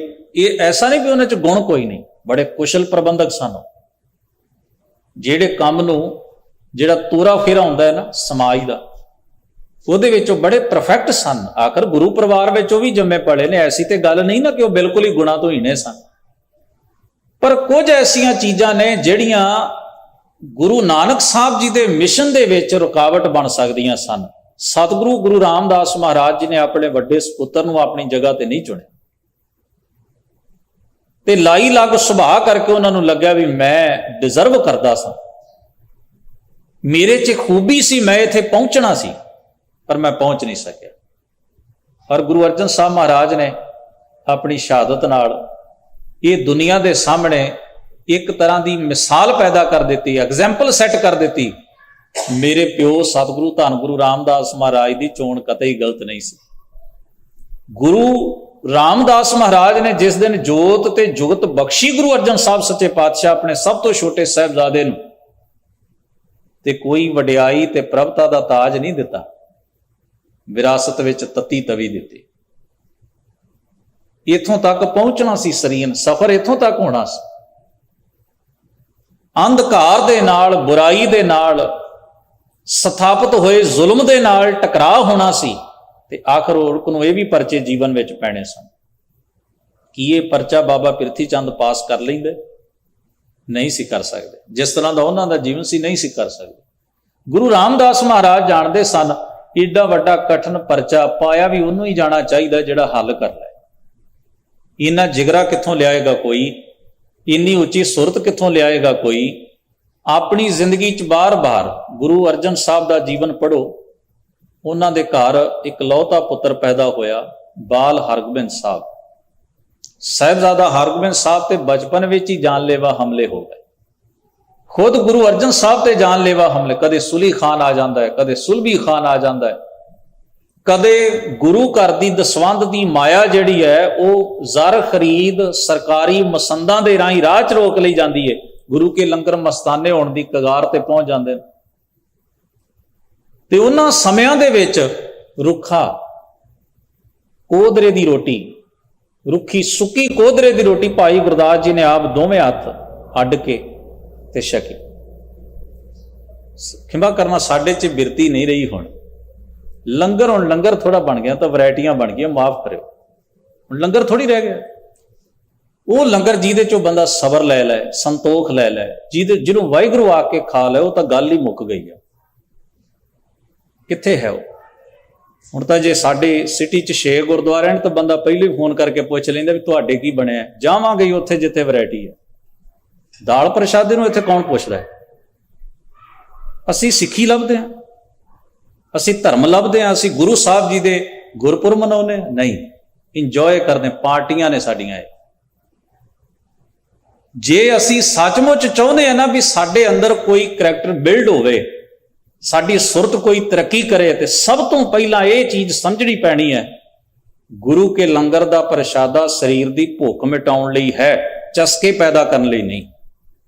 ਜਿਸ ਦਿਨ ਕੌਮ ਇਹ ਗੱਲ ਸਮਝ ਗਈ, ਅਗਲੇ ਪਾਸੇ ਸੋਚਣਾ ਸ਼ੁਰੂ ਕਰੇਗੀ। ਪਰ ਅਸੀਂ ਨਹੀਂ ਸੋਚਦੇ। ਮਾਫ ਕਰਨਾ, ਹੈ ਤੇ ਕੌੜਾ ਸੱਚ ਹੈ, ਮੈਂ ਵੀ ਤੁਹਾਡੇ ਵਿੱਚ ਹੀ ਹਾਂ, ਮੈਂ ਕੋਈ ਦੋਸ਼ ਨਹੀਂ ਦੇ ਰਿਹਾ ਕਿਸੇ ਨੂੰ। ਪਰ ਹੋ ਸਕਦਾ ਤੁਸੀਂ 4 ਗੁਰਦੁਆਰੇ ਵੇਖੇ ਹੁਣ, ਮੈਂ 1000 ਵੇਖਿਆ। ਮੇਰਾ ਕੰਮ ਹੀ ਇਹ ਰਿਹਾ। ਸਾਡੀ ਦਸ਼ਾ ਇਸ ਪੱਖੋਂ ਬਹੁਤ ਪਤਲੀ ਹੈ, ਬਹੁਤ ਹੀ ਵਧੀਆ ਨਹੀਂ ਹੈ। ਸਤ ਸੰਗਤ ਲਈ ਸਾਡੇ ਕੋਲ ਸਮਾਂ ਨਹੀਂ ਹੈ, ਬਾਕੀ ਸਾਰੇ ਕੰਮਾਂ ਲਈ ਸਾਡੇ ਕੋਲ ਸਮਾਂ ਹੀ ਸਮਾਂ। ਤੋ ਜਿੰਨਾ ਚਿਰ ਸਾਡੇ ਅੰਦਰ ਉਹ ਭੁੱਖ ਨਹੀਂ ਨਾ ਪੈਦਾ ਹੁੰਦੀ। ਭਾਈ ਗੁਰਦਾਸ ਜੀ ਆਏ ਆਗਰੇ ਤੋਂ, ਤੇ ਸੁੱਕੀ ਰੋਟੀ ਜਿਹੜੀ ਸੀ ਸੇਵਾਦਾਰ ਨੇ ਉਹਨਾਂ ਦੇ ਹੱਥ ਤੇ ਰੱਖੀ, ਉਹ ਵੀ ਬੇਈ। ਭਾਈ ਜੀ ਨੇ ਪੁੱਛਿਆ, ਵਾਹਿਗੁਰੂ ਕਹਿ ਕੇ ਛਕ ਲਈ। ਐਸਾ ਨਹੀਂ ਕਿ ਉਹਨਾਂ ਨੇ ਆਖਿਆ ਮੈਂ ਨਹੀਂ ਖਾਂਦਾ। ਏਡਾ ਵੱਡਾ ਮੈਂ ਵਿਦਵਾਨ, ਆਗਰੇ ਬਾਦਸ਼ਾਹ ਦੇ ਦਰਬਾਰ ਤੱਕ ਮੈਂ ਸਿੱਖੀ ਦੀਆਂ ਗੱਲਾਂ ਕਰਨ ਵਾਲਾ, ਤੇ ਤੁਹਾਡੇ ਕੋਲੋਂ ਮੈਨੂੰ ਇੰਨਾ ਵੀ ਨਹੀਂ ਸਰਦਾ? ਨਹੀਂ, ਪ੍ਰਸ਼ਾਦਾ ਛਕਿਆ। ਬੜੇ ਸਹਿਜ ਭਾਵ ਨਾਲ ਉਹ ਲਾਂਗਰੀ ਸਿੰਘ ਕੋਲ ਗਏ। ਉਹਨਾਂ ਨੇ ਉਹਨੂੰ ਪੁੱਛਿਆ ਵੀ ਤੁਸੀਂ ਸਾਰੀ ਸੰਗਤ ਨੂੰ ਇਹ ਵਰਤਾ ਰਹੇ ਹੋ, ਕੀ ਗੱਲ, ਪ੍ਰਸ਼ਾਦਾ ਤਿਆਰ ਨਹੀਂ ਹੈ? ਉਹਨਾਂ ਆਖਿਆ ਜੀ ਲੰਗਰ ਮਸਤਾਨੇ ਹਨ, ਰਸਦੀ ਨਹੀਂ। ਗੁਰੂ ਸਾਹਿਬ ਤਾਂ ਆਪਣੇ ਘਰ ਦੀ ਪ੍ਰਾਪਰਟੀ, ਨਿੱਜੀ ਪ੍ਰਾਪਰਟੀ ਵੇਚ ਕੇ ਵੀ ਲੰਗਰ ਚ ਪਾਈ ਜਾ ਰਹੇ। ਉਹਨਾਂ ਨੇ ਬਿਨਾਂ ਆਰਾਮ ਕੀਤਿਆਂ ਸਤਿਗੁਰੂ ਧੰਨ ਗੁਰੂ ਅਰਜਨ ਸਾਹਿਬ ਮਹਾਰਾਜ ਦੀ ਹਜ਼ੂਰੀ ਚ ਪਹੁੰਚੇ। ਆਖਿਆ ਮਹਾਰਾਜ ਇਹ ਕੀ ਹੋ ਰਿਹਾ, ਕਿਉਂ ਹੋ ਰਿਹਾ? ਸਤਿਗੁਰੂ ਨੇ ਬੜੇ ਸਹਿਜ ਭਾਵ ਨਾਲ ਕਿਹਾ ਕੋਈ ਗੱਲ ਨਹੀਂ, ਜਿੱਥੇ ਕਦੇ ਬਹੁਤ ਕੁਝ ਰਿੱਝਦਾ ਹੈ, ਜੇ ਕਦੇ ਨਾ ਵੀ ਰਿੱਝੇਗਾ ਤੇ ਕਿੱਡੀ ਕੁ ਗੱਲ ਹੈ। ਇਹ ਤਾਂ ਜੀਵਨ ਦੇ ਪੜਾਅ ਨੇ, ਬੰਦੇ ਨੇ ਤੈਅ ਕਰਨੇ ਹੁੰਦੇ ਨੇ। ਦੁੱਖ ਹੈ, ਸੁੱਖ ਹੈ, ਖੁਸ਼ੀ ਹੈ, ਗਮੀ ਹੈ, ਬਹੁਤਾ ਹੈ, ਥੋੜਾ ਹੈ, ਇਹ ਤਾਂ ਚੱਲਦਾ ਰਹਿੰਦਾ। ਸੰਸਾਰ ਹੈ ਨਾ ਜੀ, ਸੰਸਾਰ ਦੇ ਵਿੱਚ ਇਹ ਦੋਵੇਂ ਚੀਜ਼ਾਂ ਨੂੰ ਬੰਦੇ ਨੂੰ ਮਾਨਣਾ ਆਉਣਾ ਚਾਹੀਦਾ। ਕਿਸੇ ਵੇਲੇ ਤੁਹਾਡਾ ਡਾਈਨਿੰਗ ਟੇਬਲ ਭਰਿਆ ਹੋ ਸਕਦਾ, ਤੇ ਆਦਤ ਬਣਾਓ ਵੀ ਕਿਸੇ ਵੇਲੇ ਜੇ ਰੁੱਖੀ ਖਾਣੀ ਪਈ, ਜੇ ਇੱਕ ਡੰਗ ਭੁੱਖੇ ਵੀ ਰਹਿਣਾ ਪੈ ਗਿਆ, ਤੇ ਕਿਵੇਂ ਕੱਢਣਾ ਹੈ ਉਹ ਸਮਾਂ, ਉਹਦੇ ਲਈ ਕੀ ਤਿਆਰੀ ਹੈ ਸਾਡੀ, ਉਹਦੇ ਲਈ ਅਸੀਂ ਕਿੰਨੇ ਕੁ ਪ੍ਰਪੇਅਰ ਹਾਂ। ਜੇ ਨਹੀਂ ਪ੍ਰਪੇਅਰ ਹੋਏ ਤੇ ਰੋਂਦਿਆਂ ਲੰਘੇਗਾ ਉਹ ਟਾਈਮ, ਬਹੁਤ ਔਖਾ ਲੰਘੇਗਾ, ਬਹੁਤ ਕਠਿਨ ਲੰਘੇਗਾ। ਖੈਰ ਸਤਿਗੁਰੂ ਨੇ ਧੀਰੇ ਹੀ ਦਿੱਤਾ, ਕਿਹਾ ਕੋਈ ਗੱਲ ਨਹੀਂ। ਪਰ ਹਾਲਾਤ ਇਹ ਨੇ ਵੀ ਮਸੰਦਾਂ ਨੇ ਰਾਹ ਰੋਕੇ ਹੋਏ ਨੇ ਤੇ ਸੰਗਤ ਕੋਲੋਂ ਮਾਇਆ ਬਾਹਰੋਂ ਹੀ ਲਈ ਜਾ ਰਿਹਾ। ਆਖਿਆ ਮਹਾਰਾਜ ਆਪਾਂ ਨੂੰ ਕੋਈ ਹੀਲਾ ਕਰਨਾ ਚਾਹੀਦਾ। ਹਜ਼ੂਰ ਨੇ ਆਖਿਆ ਆਪਾਂ ਕੋਈ ਝਗੜਾ ਨਹੀਂ ਕਰਨਾ, ਦੌਲਤ ਬਦੇ ਕਾਹਦਾ ਝਗੜਾ, ਲੋਕਾਂ ਨੂੰ ਪਛਾਣ ਕਰਾਉਣੀ ਚਾਹੀਦੀ ਹੈ ਵੀ ਭਾਈ ਕਿਰਤ ਤੁਹਾਡੀ ਹੈ, ਕਮਾਈ ਤੁਹਾਡੀ ਹੈ, ਤੁਸਾਂ ਕਿੱਥੇ ਦੇਣੀ ਹੈ ਫੈਸਲਾ ਤੁਹਾਡਾ। ਅਸੀਂ ਕੋਈ ਖੋਣ ਨਹੀਂ ਆਉਣਾ, ਅਸੀਂ ਕਿਸੇ ਨੂੰ ਕਹਿਣ ਨਹੀਂ ਆਉਣਾ। ਪਰ ਅਸੀਂ ਤੁਹਾਨੂੰ ਦੱਸ ਦਈਏ ਵੀ ਜੇ ਤੁਸੀਂ ਸੱਚਮੁੱਚ ਹੀ ਗੁਰੂ ਦਰਬਾਰ ਵਿੱਚ ਭੇਟਾ ਕਰਨੀ ਹੈ ਤੇ ਸਿੱਧੇ ਆ ਕੇ ਕਰੋ, ਨਹੀਂ ਤਾਂ ਤੁਹਾਡਾ ਸਾਰਾ ਕੁਝ ਰਾਹ ਚੋਂ ਹੀ ਲੁੱਟੀਦਾ ਜਾ ਰਿਹਾ। ਆਪ ਉਸ ਨਾਕਾਬੰਦੀ, ਉਹਨੂੰ ਨਾਕਾਬੰਦੀ ਕਹਿੰਦੇ, ਨਾਕਾਬੰਦੀ ਤੋੜੀ ਬਾਬਾ ਬੁੱਢਾ ਜੀ ਨੇ, ਭਾਈ ਗੁਰਦਾਸ ਜੀ ਨੇ, ਭਾਈ ਲੰਗਾ ਵਰਗੇ, ਭਾਈ ਮੰਝ ਵਰਗੇ ਗੁਰਸਿੱਖਾਂ ਨੇ ਅੱਗੇ ਹੋ। ਇਹੋ ਜਿਹੇ ਹਾਲਾਤ ਪਰ ਬੜੇ ਸਹਿਜ ਨਾਲ ਧੰਨ ਗੁਰੂ ਅਰਜਨ ਸਾਹਿਬ ਨੇ ਆਖਿਆ ਕੋਈ ਗੱਲ। ਸੁਲੀ ਖਾਨ ਦਾ ਸੁਨੇਹਾ ਮਿਲਿਆ, ਮਹਾਰਾਜ ਉਹ ਚੜ੍ਹਾਈ ਕਰਕੇ ਆ ਰਿਹਾ। ਹਜ਼ੂਰ ਨੇ ਆਖਿਆ ਕੋਈ ਗੱਲ, ਜਿਹੜਾ ਤੋਰੀ ਪਿਆ ਕਿਤੇ ਤੇ ਪਹੁੰਚੇਗਾ, ਜੇ ਉਹਨੇ ਆਉਣਾ ਹੀ ਆ ਤੇ ਫਿਰ ਉੱਪਰ ਕੋਈ ਹੋਰ ਲੁਕਾ ਕੀ ਕਰਨਾ। ਜਦੋਂ ਅਗਲਾ ਤੋਲੀ ਜਾਏ ਤੁਹਾਨੂੰ ਮਾਰਨ ਉੱਤੇ, ਤੁਹਾਨੂੰ ਸ਼ਿਕਾਰ ਕਰਨ ਦੇ ਉੱਤੇ, ਜਦੋਂ ਆਪਣਾ ਨਿਸ਼ਾਨਾ ਬਣਾਉਣਾ, ਆਖਿਆ ਕੋਈ ਗੱਲ ਨਹੀਂ, ਆ ਲੈਣ ਦੇ, ਉਹ ਵੱਖਰੀ ਗੱਲ, ਉਹ ਪਹੁੰਚਿਆ ਨਹੀਂ। ਪਰ ਹਜ਼ੂਰ ਨੂੰ ਕੋਈ ਮਲਾਲ ਨਹੀਂ ਹੋਇਆ। ਜਦੋਂ ਭੱਠੇ ਵਿੱਚ ਡਿੱਗ ਕੇ ਮੋਇਆ ਗਿਆ, ਮਰ ਗਿਆ, ਹਜ਼ੂਰ ਨੇ ਅਫਸੋਸ ਕੀਤਾ, ਆਖਿਆ ਮਾੜੀ ਹੋਈ। ਸੇਵਾਦਾਰ ਨੇ ਆਖਿਆ ਮਹਾਰਾਜ ਉਹ ਤਾਂ ਤੁਹਾਨੂੰ ਮਾਰਨ, ਤੁਹਾਡੇ ਤੇ ਹਮਲਾਵਰ ਹੋ ਕੇ ਆ ਰਿਹਾ ਸੀ। ਆਖਿਆ ਕੋਈ ਵੀ ਹੋਏ, ਮਾੜੀ ਹੋਈ ਉਹਦੇ ਨਾਲ, ਇਵੇਂ ਨਹੀਂ ਸੀ ਹੋਣਾ ਚਾਹੀਦਾ। ਉਹ ਵੀ ਰੱਬ ਦਾ ਜੀ ਸੀ, ਠੀਕ ਹੈ, ਕੁਰਾਏ ਪਿਆ ਹੋਇਆ, ਕੁਮੱਤੇ ਲੱਗਾ ਹੋਇਆ। ਐਸਾ ਜੀਵਨ, ਕਿੱਡਾ ਆਦਰਸ਼ਕ ਜੀਵਨ ਸਤਿਗੁਰੂ ਧੰਨ ਗੁਰੂ ਅਰਜਨ ਸਾਹਿਬ ਮਹਾਰਾਜ ਦਾ। ਉਹਨਾਂ ਨੇ ਹਰ ਇੱਕ ਨੂੰ ਸਹਿਜ ਨਾਲ ਜਰਿਆ, ਹਰ ਇੱਕ ਚੀਜ਼ ਨੂੰ ਬਰਦਾਸ਼ਤ ਕੀਤਾ। ਤੇ ਫਿਰ ਹਜ਼ੂਰ ਸੱਚੇ ਪਾਤਸ਼ਾਹ ਨੇ ਨਿਮਰਤਾ, ਸਹਿਜ, ਟਿਕਾਓ ਵਿੱਚ ਰਹਿ ਕੇ ਸਿੱਖ ਪੰਥ ਲਈ ਉਹ ਵੱਡੇ ਕਾਰਜ ਕੀਤੇ ਜਿਨ੍ਹਾਂ ਨੂੰ ਸਦੀਆਂ ਤਲਕ ਵੀ ਕੋਈ ਨਹੀਂ ਕਰ ਸਕਦਾ, ਰਲ ਕੇ ਸਮੂਹ ਵੀ ਸਮਾਜ ਦਾ ਨਹੀਂ ਕਰ ਸਕਦਾ। ਅੰਮ੍ਰਿਤਸਰ ਨੂੰ ਐਨ ਸਿਖਰ ਦੀ ਇੱਕ ਪੰਥ ਦੀ ਰਾਜਧਾਨੀ ਬਣਾ ਦੇਣਾ ਇਹ ਧੰਨ ਗੁਰੂ ਅਰਜਨ ਸਾਹਿਬ ਮਹਾਰਾਜ ਦਾ ਕਰਤੱਵ ਹੈ। ਸਮਗਰ ਸਮੁੱਚੀ ਬਾਣੀ ਨੂੰ ਸਤਿਗੁਰੂ ਮਹਾਰਾਜ ਨੇ ਇੱਕ ਜਗ੍ਹਾ ਤੇ ਸੰਚਿਤ ਕਰਕੇ, ਇਕੱਠਿਆਂ ਕਰਕੇ, ਉਹਦਾ ਸੰਪਾਦਨ ਕਰਕੇ, ਨਵਾਂ ਦਰਬਾਰ ਬਣਾ ਕੇ ਉਸ ਵਿੱਚ ਪ੍ਰਕਾਸ਼ਮਾਨ ਕਰ ਦੇਣਾ, ਏਡਾ ਵੱਡਾ ਮਹਾਨ ਕਾਰਜ ਧੰਨ ਗੁਰੂ ਅਰਜਨ ਸਾਹਿਬ ਨੇ ਕੀਤਾ। ਸਿੱਖਾਂ ਵਿੱਚ ਦਸਵੰਧ ਦੀ ਪ੍ਰਥਾ ਦਾ ਪ੍ਰਚਾਰ ਕਰਨਾ, 52 ਕਿੱਤਿਆਂ ਦੇ ਲੋਕ ਅੰਮ੍ਰਿਤਸਰ ਲਿਆ ਕੇ ਵਸਾਉਣਾ, ਸਿੱਖਾਂ ਨੂੰ ਅਰਬ, ਈਰਾਨ ਤੱਕ ਘੋੜਿਆਂ ਦੇ ਤੇ ਹੋਰ ਚੀਜ਼ਾਂ ਦੇ ਵਪਾਰੀ ਬਣਾਉਣਾ, ਗੁਰੂ ਘਰ ਦੀ ਗੋਲਕ ਦੀ ਮਾਇਆ ਦੇ ਕੇ ਉਹਨਾਂ ਨੂੰ ਵਪਾਰੀ ਤੇ ਬਿਜ਼ਨਸਮੈਨ ਬਣਾਉਣਾ, ਵਿਦਿਆ ਦਾ ਪ੍ਰਚਾਰ ਕਰਨਾ, ਕਲਾ ਦਾ ਪ੍ਰਚਾਰ ਕਰਨਾ। ਸਿੱਖਾਂ ਵਿੱਚ ਸ਼ਸਤਰ ਵਿਦਿਆ ਦਾ ਮੁੱਢ ਵੀ ਧੰਨ ਗੁਰੂ ਅਰਜਨ ਸਾਹਿਬ ਨੇ ਖੁਦ ਘੋੜ ਸਵਾਰੀ, ਨੇਜਾਬਾਜ਼ੀ ਕਰਦਿਆਂ ਹੋਇਆਂ ਆਪ ਬੰਨਿਆ ਸੀ, ਚੇਤੇ 'ਚ ਰੱਖਣਾ ਚਾਹੀਦਾ ਸਨ। ਹਜ਼ੂਰ ਆਪ ਬੜੇ ਉੱਚ ਕੋਟੀ ਦੇ ਤਲਵਾਰਬਾਜ਼ ਸਨ। ਆਪਣੇ ਸਾਹਿਬਜ਼ਾਦੇ ਨੂੰ, ਸਾਹਿਬਜ਼ਾਦਾ ਹਰਗੋਬਿੰਦ ਸਾਹਿਬ ਮਹਾਰਾਜ ਨੂੰ ਸ਼ਸਤਰ ਵਿਦਿਆ ਸਿਖਾਉਣ ਲਈ ਭਾਈ ਜੇਠਾ ਜੀ ਦੇ ਹਵਾਲੇ ਕੀਤੇ, ਬਾਬਾ ਬੁੱਢਾ ਜੀ ਦੇ ਕੋਲ ਭੇਜਿਆ, ਭਾਈ ਗੁਰਦਾਸ ਜੀ ਦੇ ਕੋਲੋਂ ਉਹਨਾਂ ਨੂੰ ਖੁਦ ਵਿਦਿਆ ਦਵਾਈ। ਇਹ ਮੈਂ ਪੱਖ ਇਸ ਕਰਕੇ ਸਾਂਝੇ ਕਰ ਰਿਹਾ ਹਾਂ ਕਿ ਧੰਨ ਗੁਰੂ ਅਰਜਨ ਸਾਹਿਬ ਸੱਚੇ ਪਾਤਸ਼ਾਹ ਨਹੀਂ ਉਹ ਚਕੋਟੀ ਦੀ ਸ਼ਖਸੀਅਤ ਨੇ, ਕਿਤੇ ਕਾਲ ਪੈ ਜਾਏ, ਕਿਤੇ ਭੁੱਖ ਮਰੀ, ਕਿਤੇ ਬਿਮਾਰੀ ਫੈਲ ਜਾਏ, ਤੇ ਹਜ਼ੂਰ ਮਹਾਰਾਜ ਸਾਰੀਆਂ ਰਸਦਾਂ, ਸੇਵਾਦਾਰ, ਸਾਜੋ ਸਮਾਨ ਲੈ ਕੇ ਲੋਕਾਂ ਦੀ ਮਦਦ ਲਈ ਪਹੁੰਚ ਜਾਂਦੇ। ਉਹਨਾਂ ਦੀ ਜ਼ਿੰਦਗੀ, ਉਹਨਾਂ ਦੀ ਹਯਾਤੀ ਦੇ ਪਲ ਬੜੇ ਖੂਬਸੂਰਤ ਵੀ ਨੇ ਤੇ ਮਹਾਰਾਜ ਦੇ ਬਹੁਤ ਵਿਆਖਿਆ ਮੰਗਦੇ ਨੇ ਹਰ ਇੱਕ ਪਲ ਮਹਾਰਾਜ ਦੇ ਜੀਵਨ ਦਾ। ਤੇ ਉੜਕ ਨੂੰ ਉਹ ਸਮਾਂ ਵੀ ਆ ਪਹੁੰਚਿਆ ਜਦੋਂ ਹਜ਼ੂਰ ਦੀ ਗ੍ਰਿਫਤਾਰੀ ਦਾ ਹੁਕਮ ਹੋਇਆ। ਮਹਾਰਾਜ ਨੂੰ ਅੰਮ੍ਰਿਤਸਰ ਤੋਂ ਗ੍ਰਿਫਤਾਰ ਕੀਤਾ ਜਾਣਾ ਸੀ। ਉਹਨਾਂ ਨੇ ਗੁਰਤਾ ਗੱਦੀ ਆਪਣੇ ਇਕਲੌਤੇ ਸਾਹਿਬਜ਼ਾਦੇ ਨੂੰ ਬਖਸ਼ੀ। ਮੁਖੀ ਸਿੱਖਾਂ ਨਾਲ ਮਸ਼ਵਰਾ ਕਰਨ ਤੋਂ ਬਾਅਦ ਹਜ਼ੂਰ ਨੂੰ ਅੰਮ੍ਰਿਤਸਰ ਤੋਂ ਸ਼ੇਖ ਫਰੀਦ ਬੁਖਾਰੀ ਉਰਫ ਮੁਰਤਜ਼ਾ ਖਾਨ ਨੇ ਹਜ਼ੂਰ ਨੂੰ ਗ੍ਰਿਫਤਾਰ ਕੀਤਾ ਤੇ ਲਾਹੌਰ ਲੈ ਕੇ ਗਏ। ਚੰਦੂ ਦੀ ਹਵੇਲੀ ਦੇ ਵਿੱਚ ਇਹ ਪੱਖ ਬੜਾ ਸਮਝਣ ਵਾਲਾ ਹੈ, ਸੰਖੇਪ ਚ ਕਵਾਂਗਾ। ਗੁਰੂ ਅਰਜਨ ਸਾਹਿਬ ਦੀ ਸ਼ਹੀਦੀ ਕਿਸੇ ਸਰਕਾਰੀ ਇਮਾਰਤ ਵਿੱਚ ਰੱਖ ਕੇ ਨਹੀਂ ਹੋਈ, ਧਿਆਨ ਚ ਰੱਖਿਓ। ਕਿੰਨਾ ਗੁਪਤ ਆਪਰੇਸ਼ਨ ਹੋਏਗਾ ਸਰਕਾਰ ਦਾ। ਐਨ ਪੰਜਾਬ ਦੀ ਰਾਜਧਾਨੀ ਲਾਹੌਰ ਵਿੱਚ, ਜਿੱਥੋਂ ਅੰਮ੍ਰਿਤਸਰ ਬਹੁਤਾ ਦੂਰ ਨਹੀਂ, ਤੇ ਇਹ ਉਹ ਲਾਹੌਰ, ਉਹ ਆਲਾ ਦੁਆਲੇ ਦਾ ਇਲਾਕਾ ਹੈ ਜਿਹੜਾ ਸਤਿਗੁਰੂ ਗੁਰੂ ਨਾਨਕ ਸਾਹਿਬ ਤੋਂ ਲੈ ਕੇ ਸਾਰੇ ਗੁਰੂਆਂ ਦਾ ਹੀ ਕਾਰਜ ਖੇਤਰ ਹੈ, ਜਿਹਦੇ ਚੱਪੇ ਚੱਪੇ ਉੱਤੇ ਸਿੱਖੀ ਹੈ, ਜਿਹਦੇ ਹਰ ਪਿੰਡ ਵਿੱਚ ਸਿੱਖੀ ਹੈ, ਹਰ ਸ਼ਹਿਰ ਵਿੱਚ, ਹਰ ਮੁਹੱਲੇ ਵਿੱਚ ਸਿੱਖੀ ਹੈ। ਉਸੇ ਲਾਹੌਰ ਦੇ ਵਿੱਚ ਹੀ ਧੰਨ ਗੁਰੂ ਅਰਜਨ ਸਾਹਿਬ ਨੂੰ ਗ੍ਰਿਫਤਾਰ ਕਰਕੇ ਲਿਜਾਇਆ ਗਿਆ ਤੇ ਕਿਸੇ ਨਾ ਸਰਕਾਰੀ ਕਚਹਿਰੀ 'ਚ ਖੜਿਆ ਗਿਆ, ਨਾ ਸਰਕਾਰੀ ਇਮਾਰਤ ਵਿੱਚ ਖੜਿਆ ਗਿਆ, ਕਿਉਂਕਿ ਉਥੋਂ ਸਾਰੀ ਖਬਰ ਛੇਤੀ ਨਿਕਲ ਜਾਣ ਦਾ ਬੜਾ ਛੇਤੀ ਸਬੱਬ ਬਣ ਸਕਦਾ ਸੀ। ਹਜ਼ੂਰ ਨੂੰ ਕਿੱਥੇ ਰੱਖਿਆ? ਇੱਕ ਸਰਕਾਰੀ ਕਰਿੰਦੇ ਚੰਦੂ ਦੀ ਹਵੇਲੀ ਵਿੱਚ। ਮਹਾਰਾਜ ਤੇ ਜਿੰਨੇ ਵੀ ਦੋਸ਼ ਆਇਦ ਕਰਨੇ ਸਨ ਸਰਕਾਰ ਨੇ ਗ੍ਰਿਫਤਾਰ ਕਰਕੇ ਉੱਥੇ ਹੀ ਕੀਤੇ। ਜੋ ਉਹਨਾਂ ਦੇ ਨਾਲ ਉਹਨਾਂ ਨੇ ਵਾਰਤਾਲਾਪ ਕਰਨਾ ਸੀ, ਆਪਣੀਆਂ ਗੱਲਾਂ ਮਨਾਉਣ ਲਈ, ਸਭ ਉੱਥੇ ਹੀ ਕੀਤਾ। ਤੇ ਜੋ ਉਹਨਾਂ ਨੂੰ ਤਸੀਹੇ ਦਿੱਤੇ ਸ਼ਹੀਦ ਕਰਨ ਵਾਸਤੇ, ਉਹ ਵੀ ਚੰਦੂ ਦੀ ਹਵੇਲੀ ਵਿੱਚ ਕੀਤੇ, ਕਿਉਂਕਿ ਨਿੱਜੀ ਪ੍ਰਾਪਰਟੀ ਹੈ, ਕਿਸੇ ਦੀ ਹਵੇਲੀ ਹੈ, ਉਹਦੇ ਵਿੱਚ ਹੀ ਸਾਰੇ ਤਸੀਹੇ ਦੇ ਕੇ ਮਹਾਰਾਜ ਨੂੰ ਸ਼ਹੀਦ ਕੀਤਾ ਗਿਆ। ਤੇ ਸਤਿਗੁਰਾਂ ਦੀ ਦੇਹੀ, ਜਿਸ ਨੂੰ ਤੱਤੀ ਤਵੀ, ਗਰਮ ਰੇਤ, ਉਬਲਦੇ ਪਾਣੀ ਦੇ ਵਿੱਚ ਤਸੀਹੇ ਦਿੱਤੇ ਗਏ ਸਨ, ਸਤਿਗੁਰਾਂ ਨੂੰ ਸ਼ਹਾਦਤ ਤੋਂ ਬਾਅਦ ਉਹਨਾਂ ਦੀ ਦੇਹੀ ਨੂੰ ਰਾਵੀ ਦਰਿਆ ਦੇ ਸਪੁਰਦ ਕੀਤਾ ਗਿਆ ਕਿ ਗੁਰੂ ਅਰਜਨ ਦਰਿਆਏ ਨਾ ਬੋੜਿਓ। ਸਾਡੇ ਗ੍ਰੰਥਾਂ ਵਿੱਚ ਲਿਖਿਆ ਹੈ। ਮੈਂ ਜਦੋਂ ਇੰਨਾ ਕੁ ਘਟਨਾਕ੍ਰਮ ਪੜ੍ਹਦਾ ਨਾ, ਇੰਨਾ ਕਿ ਗੁਰੂ ਅਰਜਨ ਸਾਹਿਬ ਨੂੰ ਨਿੱਜੀ ਥਾਂ ਦੇ ਉੱਤੇ ਲਿਜਾ ਕੇ ਸ਼ਹੀਦ ਕੀਤਾ, ਤਸੀਹੇ ਦਿੱਤੇ, ਤੇ ਉਹਨਾਂ ਦੀ ਦੇਹ ਹੀ ਉਹਨਾਂ ਦੇ ਵਾਰਸਾਂ ਨੂੰ ਨਹੀਂ ਦਿੱਤੀ। ਉਹਨਾਂ ਦਾ ਸਰੀਰ ਜਿਹੜਾ ਹੈ ਉਹ ਨਾ ਲਾਹੌਰ ਦੇ ਸਿੱਖਾਂ ਨੂੰ ਸੌਂਪਿਆ, ਨਾ ਉਹਨਾਂ ਦੇ ਪਰਿਵਾਰ ਨੂੰ ਸੌਂਪਿਆ। ਸਤਿਗੁਰਾਂ ਦੀ ਦੇਹ, ਜਿਹਦੇ ਉੱਤੇ ਇੰਨੇ ਜ਼ਿਆਦਾ ਜਿਹਨੂੰ ਕਸ਼ਟ ਦਿੱਤੇ ਗਏ, ਜਿਸ ਦੇਹ ਨੂੰ, ਪਾਤਸ਼ਾਹ ਮਹਾਰਾਜ ਦਾ ਸਰੀਰ ਵੀ ਉਹਨਾਂ ਨੇ ਖੁਦ ਹੀ ਰਾਵੀ ਦੇ ਸਪੁਰਦ ਕੀਤਾ। ਸਰਕਾਰ ਜਦੋਂ ਪਾਪ ਕਰਦੀ ਹੈ ਤੇ ਪਾਪ ਨੂੰ ਲੁਕਾਉਂਦੀ ਵੀ, ਇਹ ਕੋਈ ਵੱਡੀ ਗੱਲ ਨਹੀਂ ਸੀ। ਸਰਕਾਰ ਵਾਸਤੇ ਵੱਡੀ ਗੱਲ ਨਹੀਂ, ਸਾਡੇ ਲਈ ਤਾਂ ਬੜਾ ਦੁਖਦਾਈ ਵਰਤਾਰਾ ਹੈ। ਭਲਾ ਕਿਉਂ? ਪਿਛਲੇ ਦੌਰ ਵਿੱਚ ਵੇਖੋ, ਪੰਜਾਬ ਦੀ ਧਰਤੀ ਦੇ ਉੱਤੇ ਹਜ਼ਾਰਾਂ ਨੌਜਵਾਨ ਕੋਹ ਕੇ ਮਾਰ ਦਿੱਤੇ ਗਏ। ਇਹਨੂੰ ਕਤਲ ਕਿਹਾ ਜਾਣਾ ਚਾਹੀਦਾ। ਸਰਕਾਰ ਨੇ ਕਤਲ ਕੀਤੇ, ਪ੍ਰਸ਼ਾਸਨ ਨੇ ਕਤਲ ਕੀਤੇ।